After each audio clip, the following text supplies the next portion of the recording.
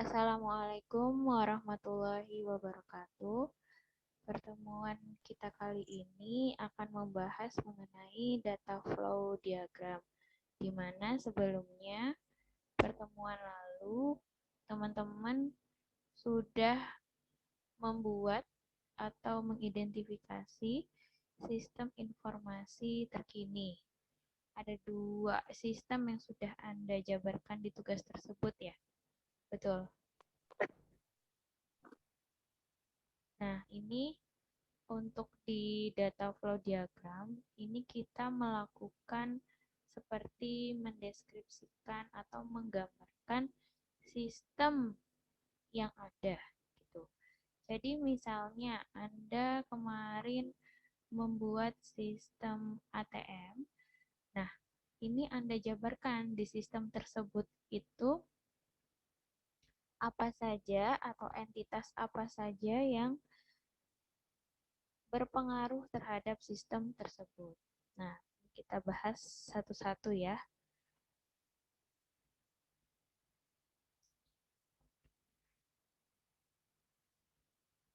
Pendahuluan dulu di mana DFD adalah alat pembuatan model yang memungkinkan profesional sistem untuk menggambarkan sistem sebagai suatu jaringan proses fungsional yang dihubungkan satu sama lain dengan alur data, baik secara manual maupun komputerisasi. Jadi Anda bisa menggambarkannya secara manual, bisa bantuan komputer di sini. Jadi Anda membuat sebuah model, gitu ya.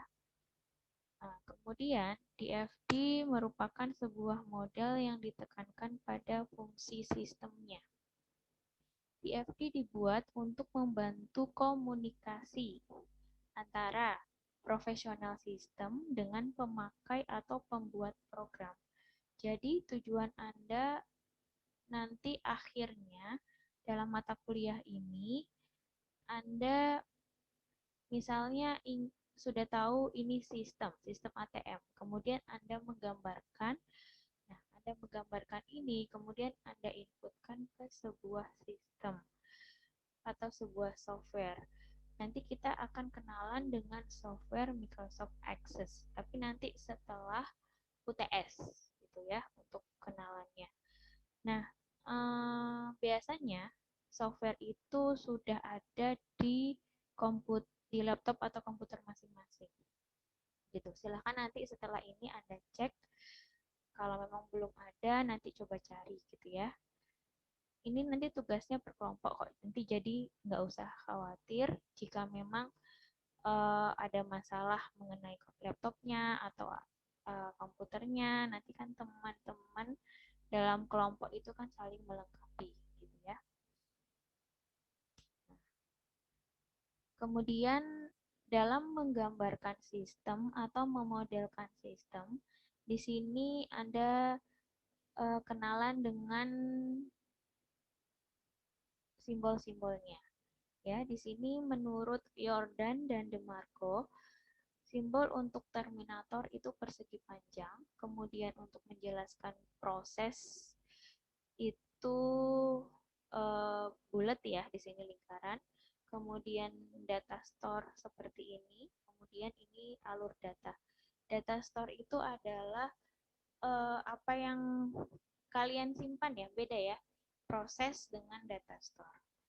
Kemudian kalau menurut Gine dan Serson, terminator ini sama persegi panjang, kemudian proses ini persegi dan ada garis di 3/4 perseginya, kemudian data store seperti itu, dan kemudian alur data. Jadi ini tergantung Anda mau pakai yang menurut Jordan atau menurut Gini. Gitu. Tapi biasanya lebih banyak menggunakan yang menurut Jordan. Nah, kemudian komponen-komponen yang ada di terminator atau entitas luar. Sebelumnya saya ingin bertanya, Anda yang masih bingung nggak mengenai entitas? Entitas itu apa sih sebenarnya? Ada yang bisa jawab?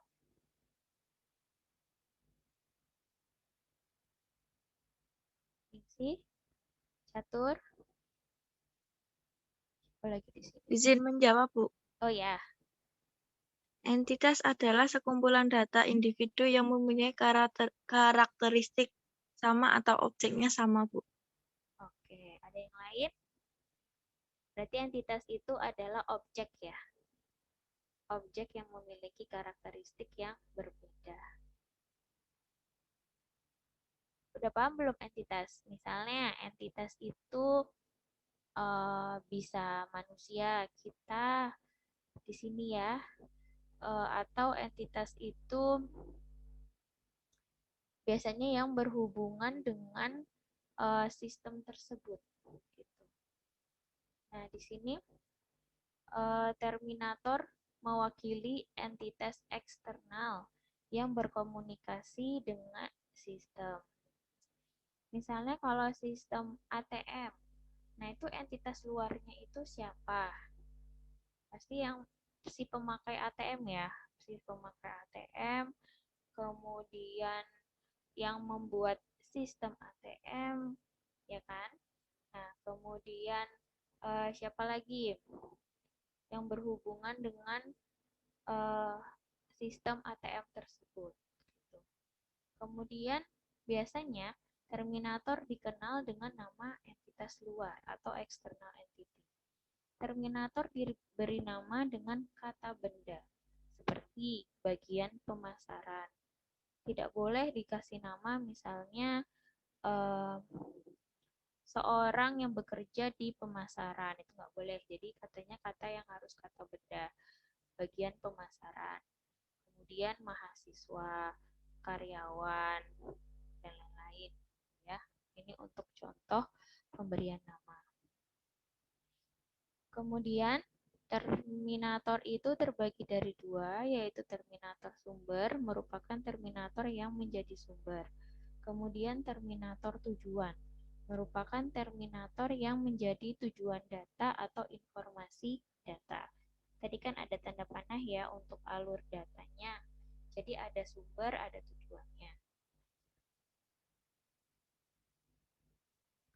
Kemudian, terminator dapat berupa orang, sekelompok orang, organisasi, departemen di dalam organisasi atau perusahaan yang sama, tetapi di luar kendali sistem. Departemen, divisi atau sistem di luar sistem yang berkomunikasi dengan sistem yang sedang dikembangkan. Nah, kalau di sini ini tuh contohnya terminator sumber. Jadi kan arah panahnya ke kanan ya, keluar. Nah, kalau terminator tujuan, arah panahnya alur datanya ke dalam. Nah, kalau yang sebelah kanan itu terminator tujuan dan sumber. Gitu. Jadi ada dua panah yang berbeda. Hal-hal penting mengenai terminator. Terminator merupakan bagian atau lingkungan luar sistem. Profesional sistem tidak dapat mengubah isi atau cara kerja organisasi atau prosedur yang berkaitan dengan terminator. Hubungan yang ada antara terminator yang satu dengan yang lain tidak digambarkan pada DFD. Kemudian ada komponen proses.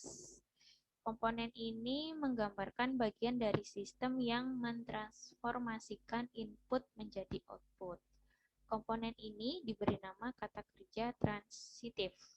Kata kerja yang membutuhkan objek seperti menghitung gaji, menghitung jumlah mahasiswa, kemudian apa? Mengendarai mobil, kemudian jadi harus ada objek yang menerangkan kata kerja tersebut.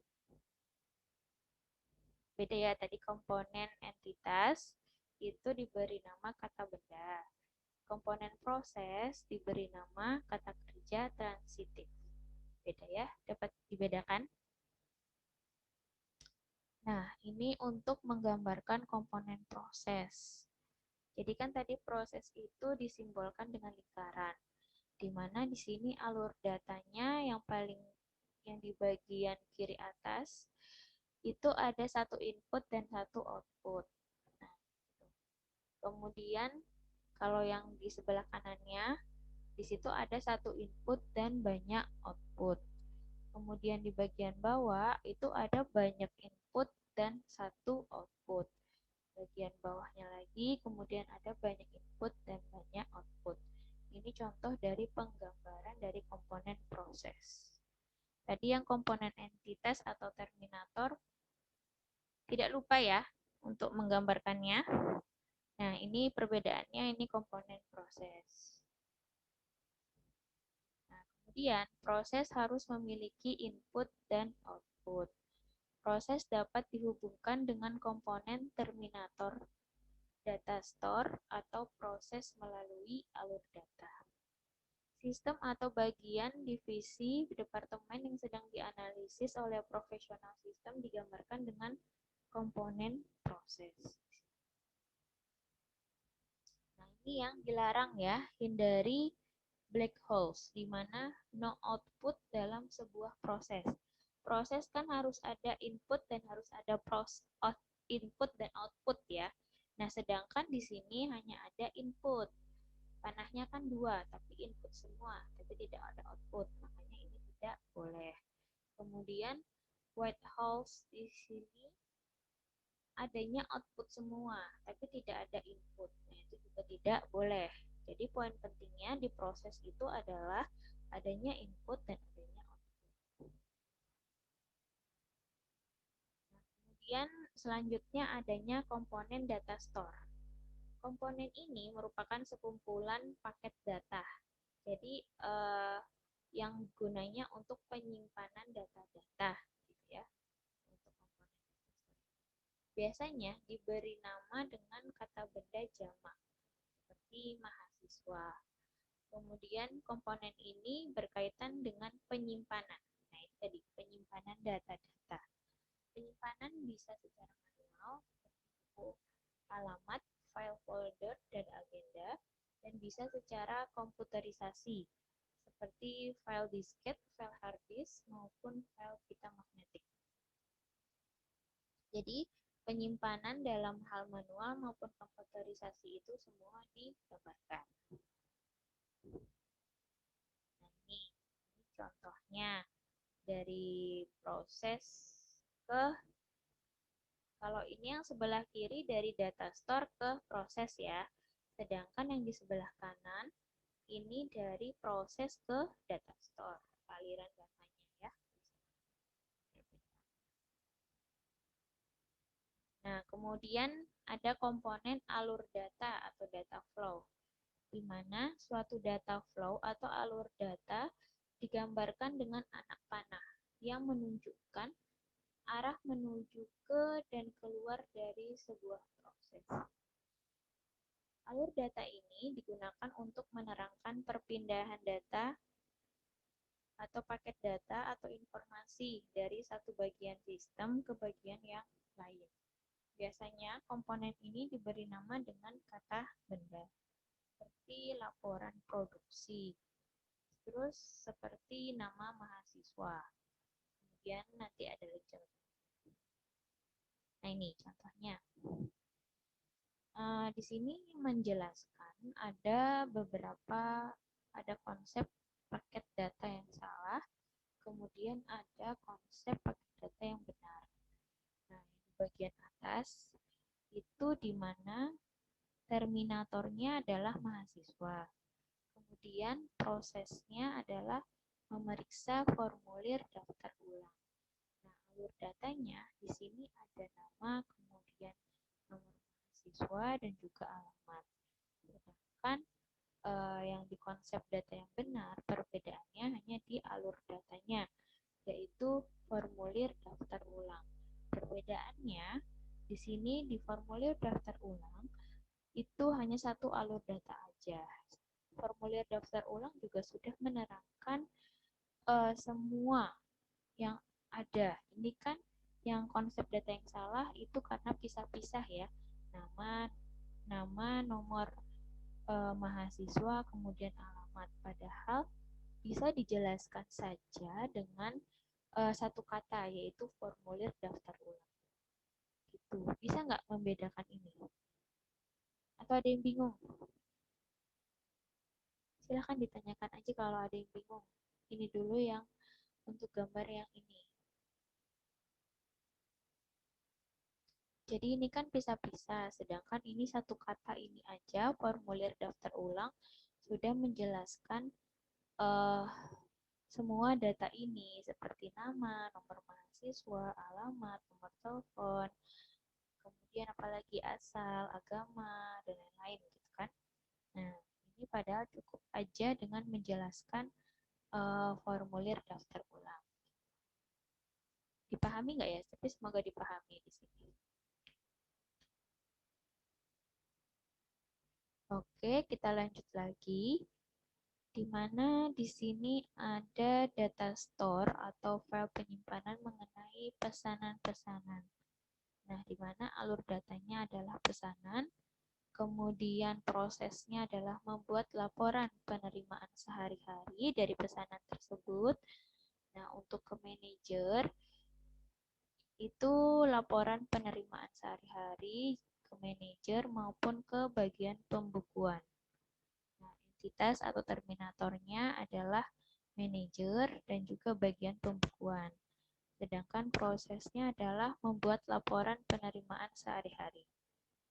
Nah, untuk selanjutnya, di sini ada proses membuat faktur. Kemudian proses kedua yaitu membuat slip pengiriman. Nah, ini alur datanya adalah faktur, kemudian alur data yang kedua adalah slip pengiriman. Dan di mana terminatornya yaitu konsumen. Ada pertanyaan dulu, teman-teman? Belum, Bu. Belum? Sudah cukup paham ya? Tidak ada ya? Kita lanjut di sini ya.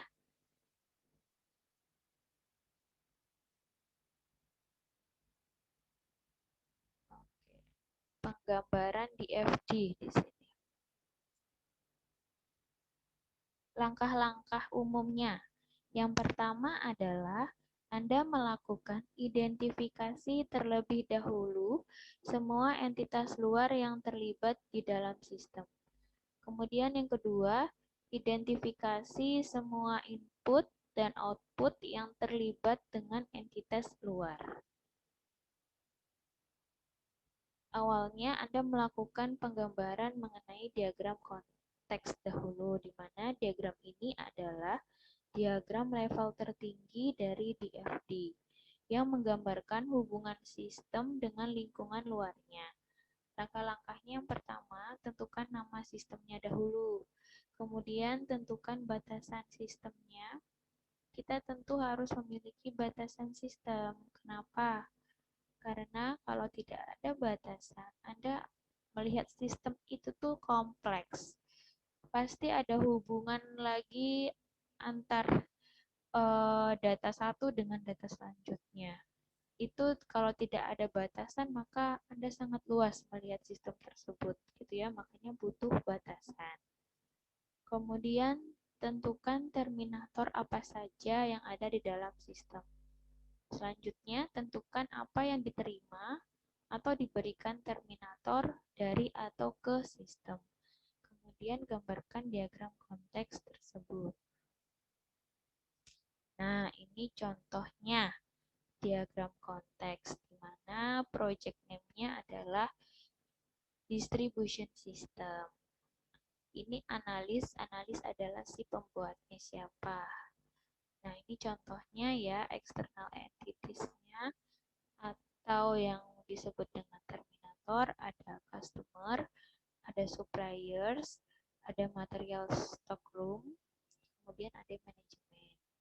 Kemudian inputnya apa aja di sini ya kalau untuk distribution system. Di sini ada sales orders, kemudian ada payments by customers. Kemudian outputnya ada rejected sales order notice, kemudian ada invoice, dan ada statements. Jadi ya, ada input, ada output.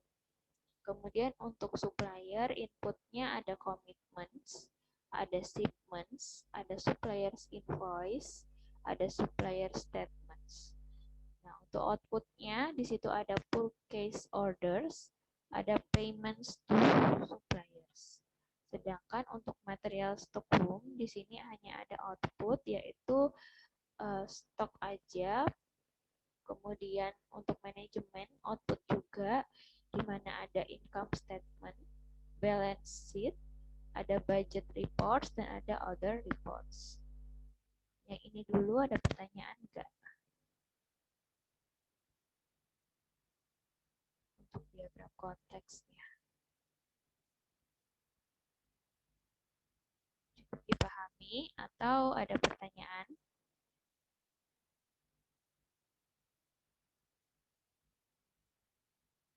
Tidak ada? Kalau tidak ada, kita lanjutkan. Oke. Nah, ini dia. Di mana? Nah, inilah yang namanya diagram konteks ya. Di mana yang bagian atas ini adalah distribution system.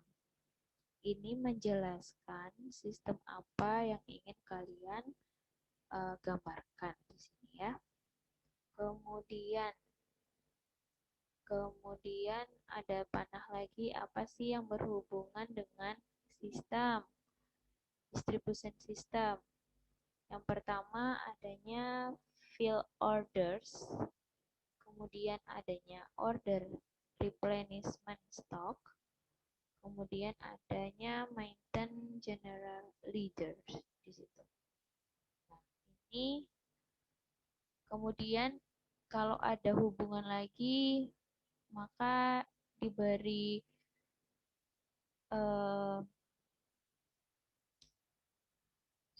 hubungan lagi ya. Di sini kalau fill orders, di sini ada hubungannya dengan order entry. Kemudian ada inventory, kemudian ada billing, kemudian ada account receivable. Gitu. Ini untuk fill orders. Sedangkan untuk order replenishment stock itu ada purchasing, kemudian ada receiving, dan ada account payable. Ini untuk order replenishment stock. Kemudian untuk maintain general ledger, di sini ada maintain general ledger, kemudian ada prepare management reports. Jadi dijabarkan apa aja hubungan yang ada pada proses-proses ini ya. Ini distribution system. Ini itu ada levelnya masing-masing, di mana distribution system sampai fill orders itu level 0. Ini level 0. Sedangkan order entry ini level 1. Kemudian level 2 itu adalah yang edit order data. Edit order data, kemudian computer edit check, kemudian login orders, kemudian mark field orders. Ini untuk order entity. Tapi ini level 2 semua ya, karena ini panahnya kan sejalan di sini. Kemudian untuk inventory, ini ada check to balance on hand, kemudian ada check dari order point, kemudian ada add reserve items, dan ada provide general ledger data. Ini untuk inventory. Kemudian untuk billing ada obtain customer data, kemudian ada prepare invoice. Selanjutnya untuk account receivable, di sini ada add new receivable, kemudian ada delete paid receivables, kemudian ada prepare statement, Kemudian ada Provide General Ledger Data. Nah, ini untuk purchasing, ada Select Supplier, kemudian ada Obtain Verbal Commitments, kemudian Prepare Purchase Orders, kemudian ada Close Out Purchase Orders. Ini untuk yang purchasing. Kemudian untuk receiving, di sini ada Process Receive, kemudian ada Notify Other Systems. Ini untuk receiving. Kemudian untuk accounts payable, di sini ada setup supplier payable records, kemudian make supplier payments, kemudian delete paid payable, kemudian provide general ledger data. Jadi di sini Anda menjabarkan proses-proses yang berhubungan dengan awalnya distribution system. Ini apa saja sih prosesnya? Ternyata di sini ada 3 gitu ya. Nah, selanjutnya diturunin lagi. Fill orders ini apa aja prosesnya. Begitu juga dengan order replenishment stock. Begitu juga dengan maintain general ledger. Nah, di sini biasanya Anda disuruh menjabarkan atau menggambarkan diagram konteks sampai level berapa gitu kan. Nah, kalau di sini menggambarkan diagram konteks sampai level kedua. Gitu. Biasanya ada kasus yang meminta Anda untuk menggambarkan sampai level 1 atau sampai level 2 atau sampai level 3 atau sampai level N gitu. Ya, dia tergantung kasus dari yang mau Anda gambarkan. Untuk diagram konteks dulu, ada yang mau ditanyakan?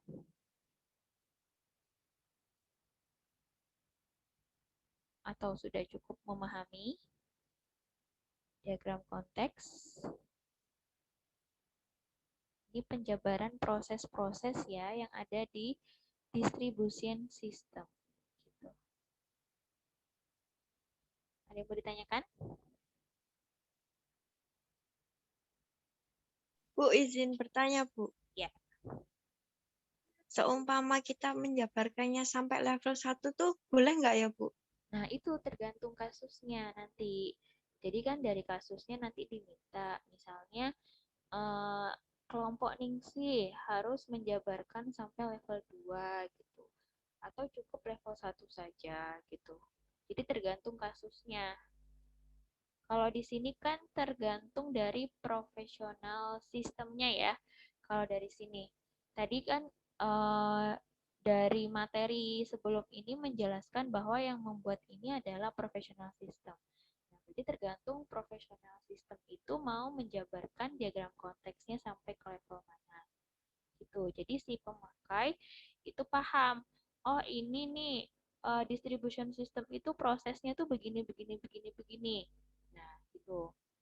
Jadi tergantung dari profesional sistemnya atau tergantung dari case yang akan dikerjakan oleh Ningsi atau Catur atau Rian gitu nanti. Gitu. Jadi bukan dari keinginan Ningsi sendiri, tapi kalau Ningsi nanti sudah bekerja gitu ya, bekerja di bagian software, kemudian mau menggambarkan diagram konteks, Ningsih sebagai profesional sistemnya, oh cukup ternyata menggambarkan diagram konteksnya sampai level 1, ya sudah gitu kan. Karena memang Ningsih itu sebagai profesional sistem di sana. Gitu.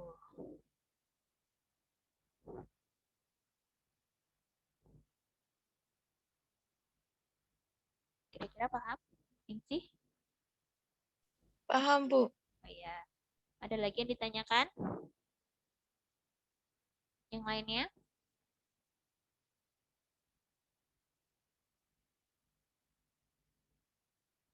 Kalau tidak ada, kita lanjutkan.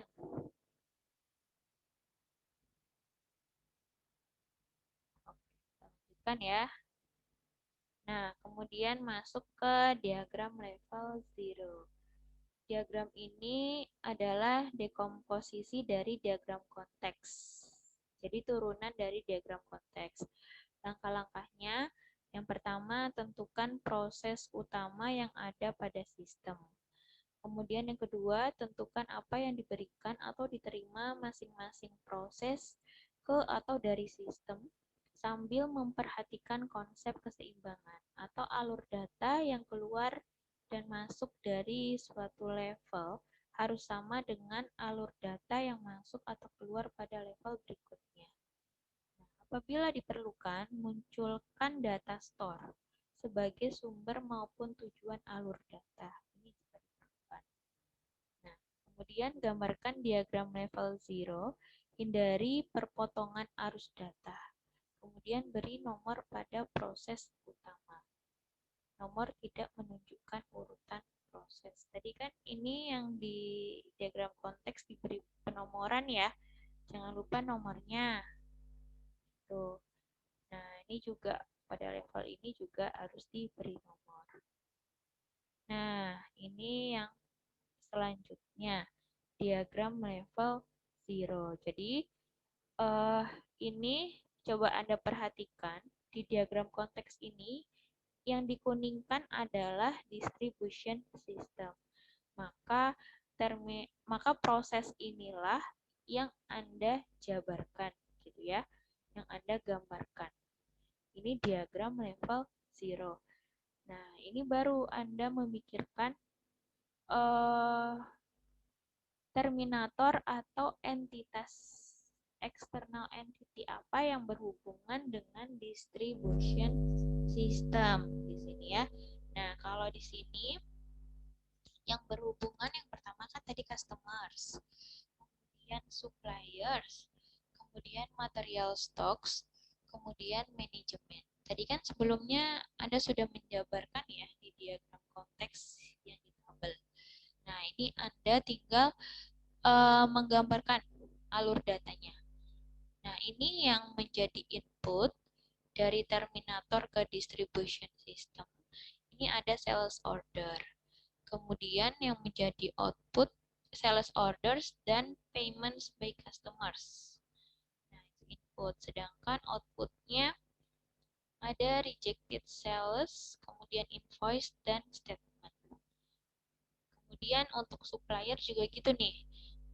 Bagian inputnya ada commitments, kemudian ada shipments, ada supplier invoice, ada supplier statement.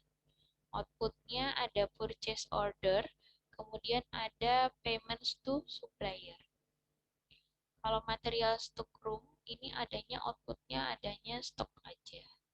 Kemudian manajemen, ini juga adanya output aja, yaitu berupa income statement, balance sheet, budget reports, dan juga other reports. Nah, ini tadi yang dijabarkan sebelumnya, kemudian digambarkan. Jadi, sebuah diagram level 0 di sini. Untuk distribution system dulu, ada yang mau ditanyakan untuk gambar ini? Jadi, ini untuk menggambarkan input, output, dan juga terminator dari sebuah distribution system. Ini tergantung dari profesional sistem dalam menganalisis datanya gitu ya. Di distribution system itu ada input output apa saja yang berhubungan dengan terminator. Jadi yang dijabarkan itu terminatornya dulu atau entity external entity. Apa saja, siapa saja sih yang berhubungan dengan distribution system ini. Nah, baru Anda jabarkan input dan output alur data dari terminator ataupun distribution systemnya. Jika memang ada, tadi kan dijelaskan ya, jika memang ada data store atau master di sini sebagai sumber maupun tujuan alur data, maka silakan digambarkan. Tapi di sini karena memang belum ada, jadi tidak digambarkan. Jadi penggambaran ini tergantung dari analisa Anda terhadap sistem yang mau Anda gambarkan. Gitu ya. Ini untuk diagram level 0. Ada yang mau ditanyakan dulu?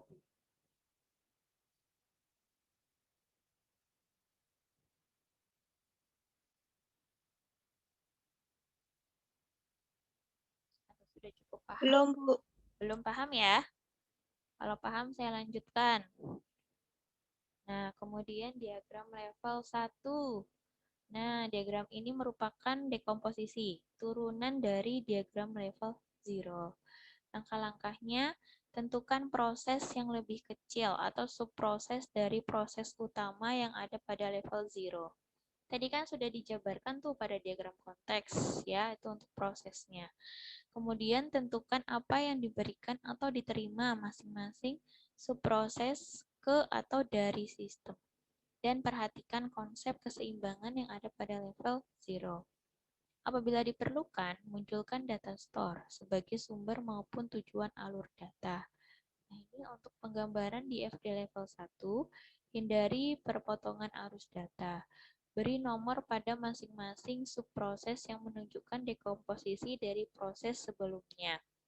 Contohnya, ini 1.1, 1.2, dan 2.1. Jadi tergantung dari turunan dari mana. Tadi misalnya untuk selanjutnya aja ya. Nah, lanjut aja ini ya. Nah, ini kan field orders ini kan diberi angka 1. Kemudian order replenishment stock diberi nomor 2.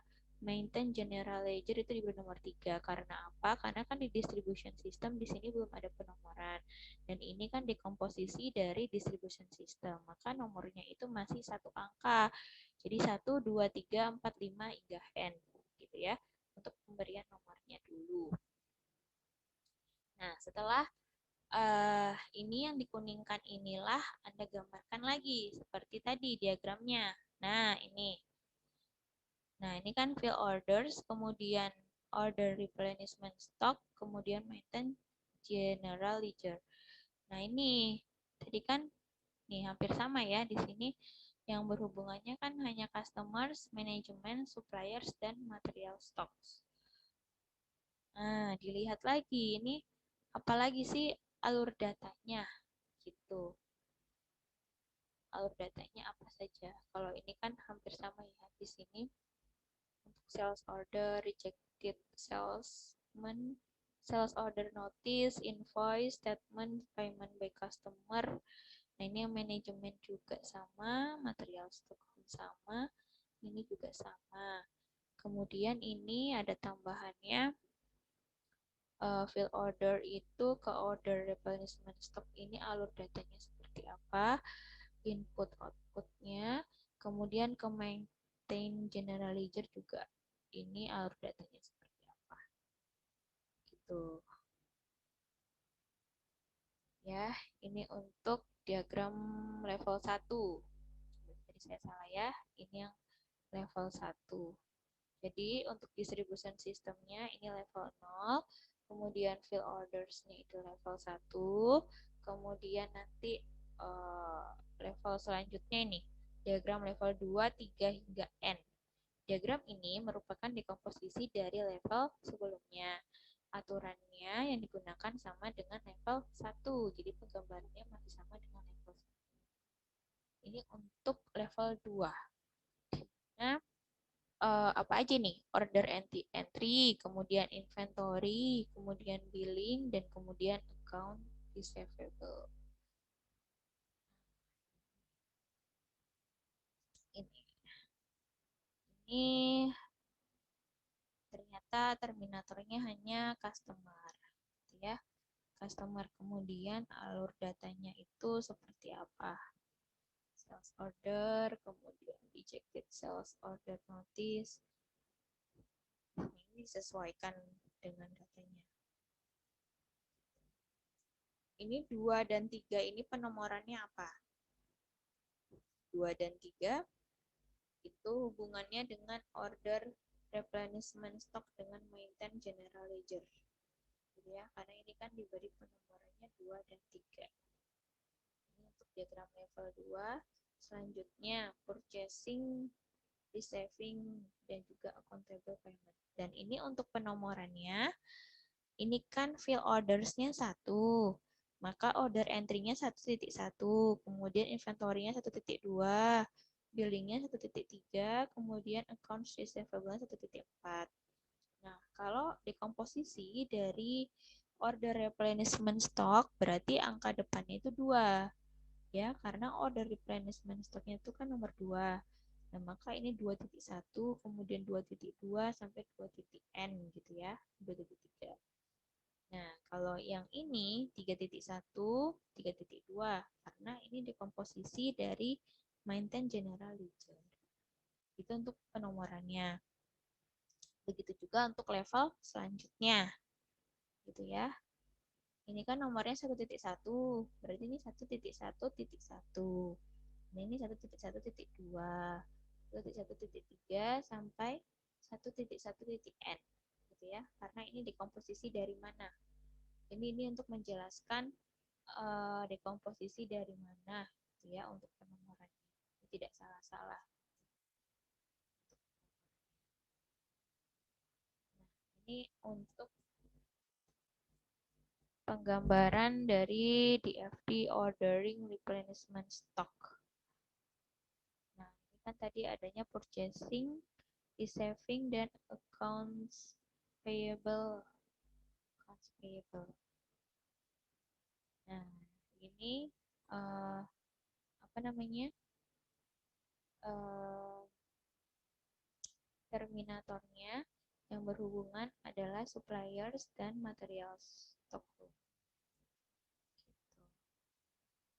Ini ada hubungan kemana? Kalau ada hubungan ke nomor 3, ke nomor 1, itu dihubungkan aja. Tapi karena di sini hanya menjelaskan yang dikuningkan, ini kan yang dikuningkan purchasing, receiving, dan accounts payable, maka ini tidak ditulis.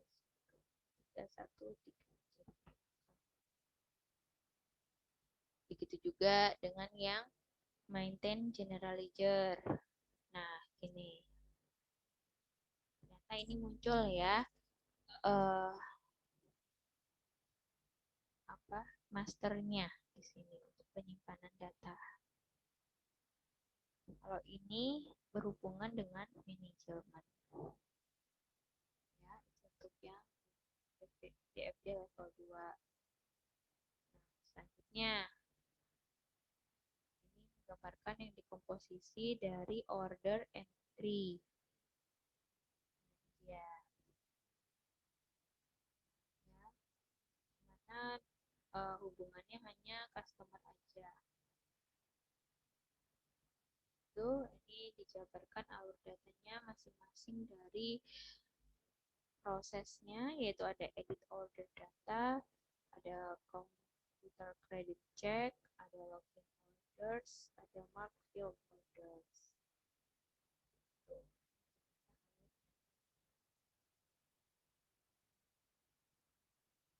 Nah, selanjutnya digambarkan lagi sebelahnya yang untuk inventory. Ini untuk penggambaran inventory. Itu kemudian ini selanjutnya untuk billings. Billings ini ada hubungannya dengan customer gitu ya di sini. Kemudian accounts receivable, begini gambarnya, ada hubungan dengan customers. Ini dikuning-kuningkan itu ini digambarkan tuh ini ya. Add new receivables, prepare statement, delete bad receivables, provide general ledger data. Nah, ini untuk selanjutnya purchasing.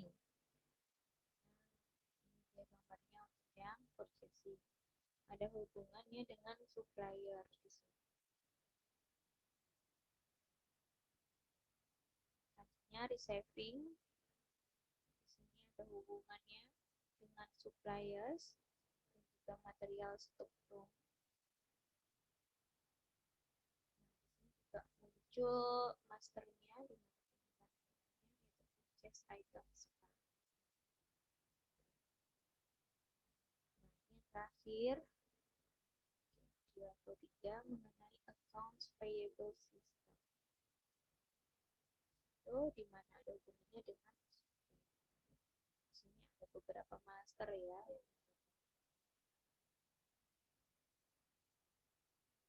Gitu. Coba latihan ya. Ada yang mau ditanyakan dulu nggak?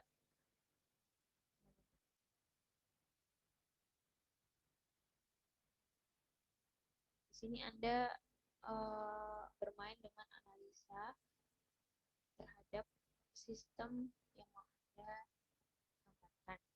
Ya. Nah, poin pentingnya awalnya adalah Anda harus menjabarkan dulu sama diagram konteksnya ini. Siapa sih eksternal entity-nya? Siapa saja dulu yang berhubungan dengan sistem tersebut? Semuanya kalian gambarkan, gitu ya. Kemudian inputnya apa saja, kemudian outputnya apa saja.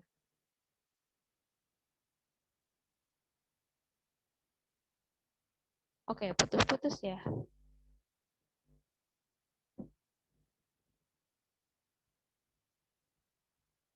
Sekarang putus-putus. Masih putus-putus? Udah, Bu. Udah enggak? Tadi Udah saya enggak. menjelaskan, ada pertanyaan dulu enggak? Ini sih poin pentingnya pertama dari diagram.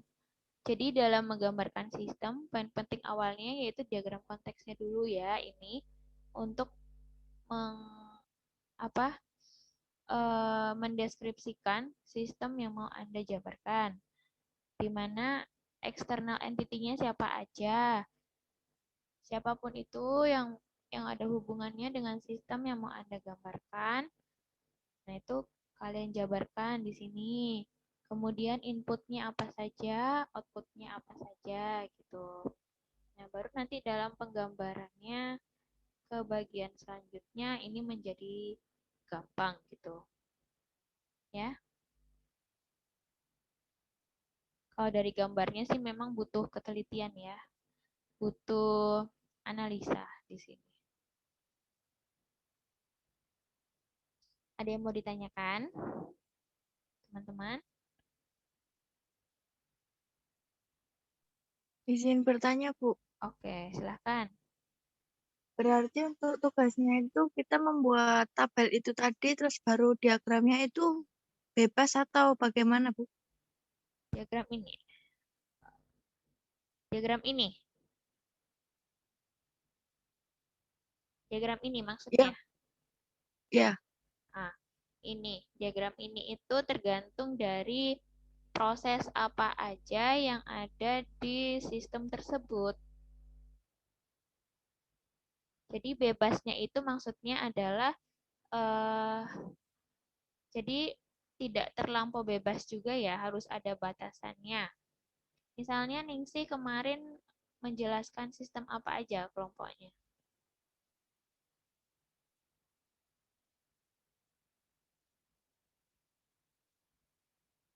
Ningsih. Yang kemarin itu individu, Bu, tugasnya. Oke.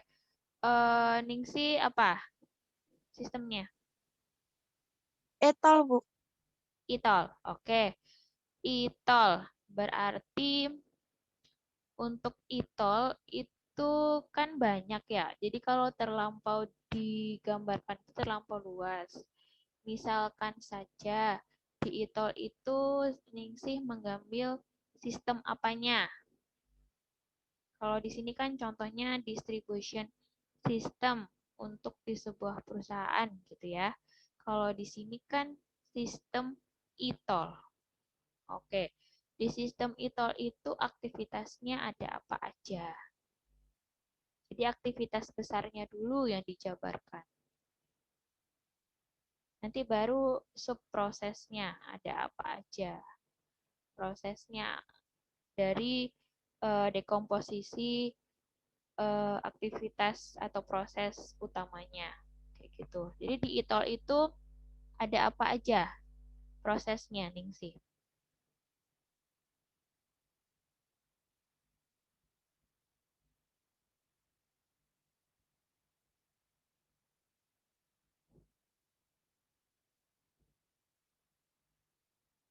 Jadi di sini project name-nya adalah ITOL system, gitu ya, ITOL system. Analisnya tadi Ningsih gitu. Kemudian eksternal entity-nya ada siapa aja? Ada customer gitu ya. Kemudian Ada manajemen. Manajemen tuh iya. Kemudian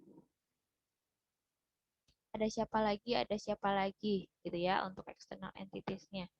Nah, untuk customer itu inputnya apa aja. Kemudian outputnya apa aja dari e-toll sistem tersebut. Manajemen juga begitu. Nanti ada hubungannya juga nih dengan proses billings. Karena kan e-toll kan prosesnya pembayaran ya di situ. Dan juga ada hubungannya dengan pihak tol ya, manajemen tolnya gitu ya. Nanti coba Ningsih analisa lagi entitinya siapa aja, kemudian inputnya apa aja, kemudian outputnya apa aja. Nah, baru digambarkan ini. Gambarkan ini, baru digambarkan selanjutnya tuh ini dari setiap level. Gitu Ningsih.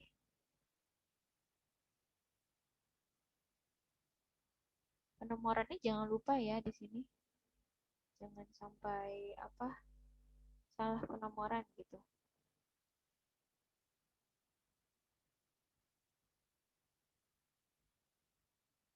Gitu Ningsih. Halo Ningsih. Ya, Bu. Siapa lagi yang mau bertanya?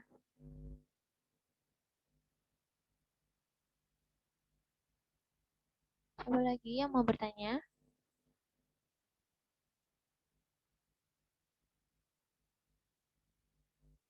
Siapa lagi?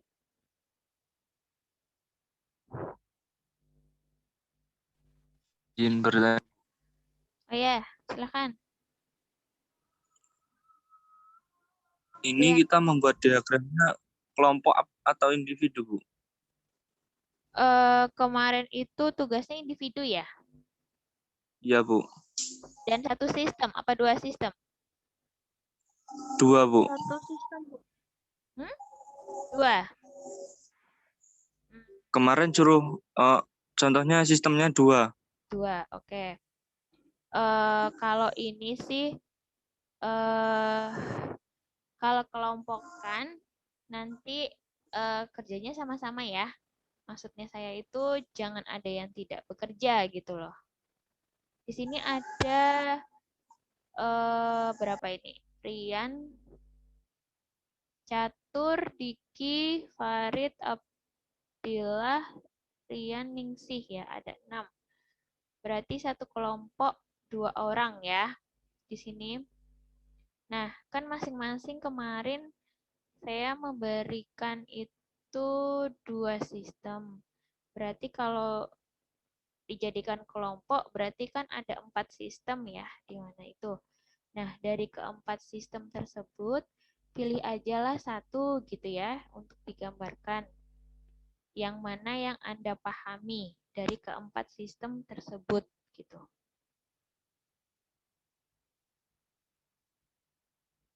Ya. Jadi nanti kalian saling belajar bersama. Jadi bukannya kalau kelompokan itu satunya mengerjakan, satunya tidak mengerjakan. Itu jangan ya. Jadi kelompokan aja ya di sini. Nah, untuk kelompoknya, mau saya yang pilih apa kalian yang milih?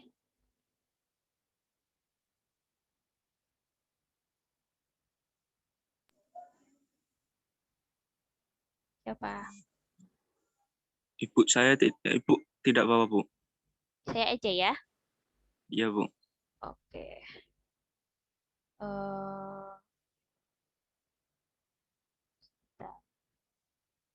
Catur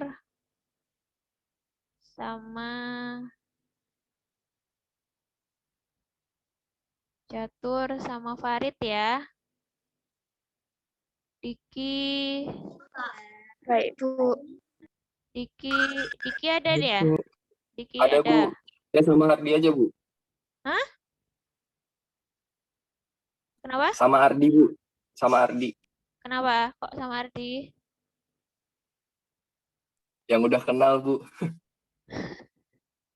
Diki ngulang kenapa, Diki? Itu memperbaiki yang C kan Bu, mumpung ada ini apa namanya SKS baru. Diki kemana aja? Kok menghilang dulu? Pas mata kuliah saya juga menghilang loh, Diki. Cuma berapa pertemuan, terus Diki nggak masuk lagi. Jualan Bu, Jualan. Udah menginfokan ke jurusan. udah Bu, makanya ini lanjut kok. Oh, oke. Ini udah fokus lagi ya, nggak jualan lagi. Udah dipegang orang Bu, Oh gitu. Jualan apa tuh, Diki? macam-macam Bu, alat rumah tangga. Dipegang orang ini maksudnya ada pekerjanya. Iya Bu, Diki mau sama Ardi. Ardi setuju? Setuju, Bu. Beneran ya, bekerja bersama ya, bukan salah satu ya di sini. Oke. Dwiki sama Ardi, Catur sama Farid, Rian sama siapa? Ningsih berarti ya. Rian sama Ningsih. Baik, Bu. Ya, sudah ada 3 kelompok ya di sini. Jadi kan kalian masing-masing menjabarkan 2 sistem kemarin. Berarti ada 4 sistem. Nah, itu kalian pikirkan baik-baik yang mana yang kalian pahami dari keempat sistem itu gitu ya. Jadi kalian biar menganalisa sistemnya itu menjadi tidak berat gitu. Jadi Anda paham dengan sistemnya. Gitu. Satu aja, cukup satu. Kemudian, nah ini tugasnya itu meninjau salah satu sistem pada tugas 1. Buatlah data flow diagramnya. Semakin lengkap analisis, nilai akan semakin tinggi. Oke, ini berarti saya belum menentukan kalian menggambarkan sampai level ke berapa. Nah, kalian maunya mau sampai level ke berapa? Level kedua sanggup nggak?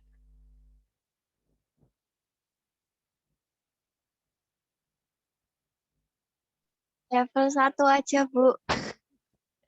Level 1 itu baru level ini loh. Fill orders, order replenishment stock, maintain general leader. Itu baru level 1. Level 0 kayak misalnya tadi kan e-toll system. Nah, itu aktivitasnya apa dulu yang bagian besarnya? Ya kan? Baru level 1 itu. Level 2-nya ini. Order entry, inventory, billing, account receivable, purchasing, receiving, gitu. Level 2 aja, Bu. Level 2 ya. Iya, Bu. Oke. Level 2 ya untuk minggu depan. Ada yang bertanyakan lagi untuk tugasnya? Ingin bertanya, Bu. Oke, apa? Itu diagram yang digambar itu cuma diagram konteks atau yang lainnya juga, Bu? Yang lainnya juga. Jadi dari ini diagram konteks tabel ini, jadi kalian jabarkan external entities-nya, kemudian inputnya apa aja, outputnya juga apa aja. Nah, baru digambarkan ini diagramnya. Seperti ini, sampai level 2 aja. Baru digambarkan seperti ini, aliran datanya. Untuk masing-masing level.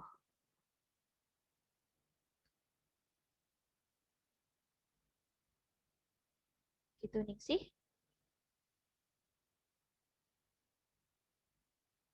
Baik, Bu. Ya, sampai level 2 ya. Nanti dibuat dalam format Word dan juga PPT. Ya, siap-siap minggu depan untuk presentasi masing-masing. Nanti kita bahas bersama ya, yang sudah Anda bikin. Itu ada pertanyaan Baik, Bu. lagi? Dari Bu. saya belum. Aku izin bertanya. Oke, silakan. Ini untuk recordingnya nanti itu nggak ya Bu? Dibagikan nggak ya? Buat Oh, mau? mempelajari lagi pembacaan. Iya Bu, saya mau. Oke.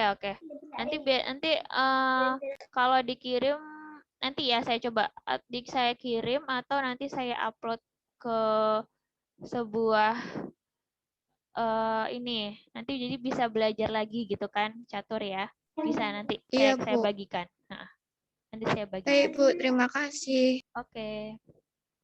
Ada lagi yang mau ditanyakan?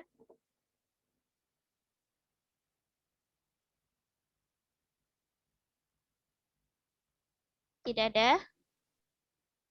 Cukup? Belum Bu.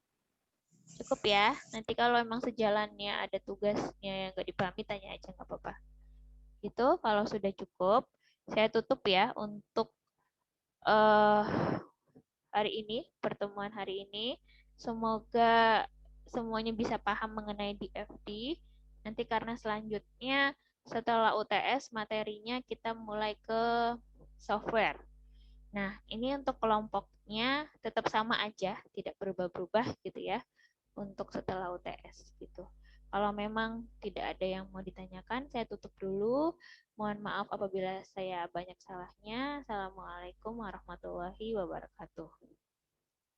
Waalaikumsalam. Assalamualaikum warahmatullahi wabarakatuh. Warahmatullahi Ya, wabarakatuh. sama-sama. Terima Terima kasih kasih Bu. Bu. Sehat selalu.